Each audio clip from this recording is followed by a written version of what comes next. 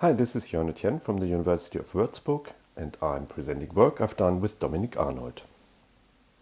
We were wondering why so many robots go naked and whether we can expand the design space by clothing them. So our first research question was, is there a difference between a clothed and an unclothed robot?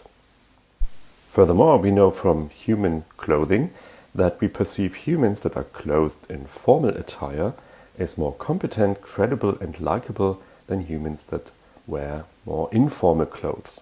So we wanted to know whether this also holds for robot clothing. To address these questions, we conducted an experiment with 3 conditions: an unclothed robot, an informally clothed robot in a jogging suit, and a formally clothed robot in business attire.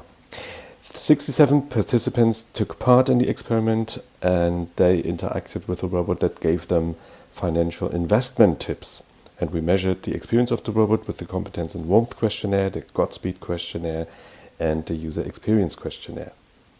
The results showed that, in contrast to what we get with human participants, there were no differences between the formal and the informal condition.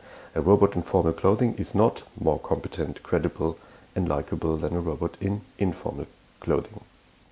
And we couldn't find any differences between the unclothed robot and the clothed robots.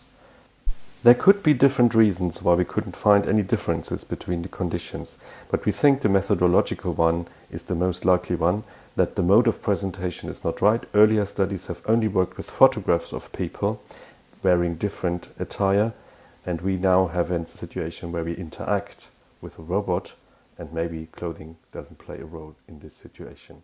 So further research is needed.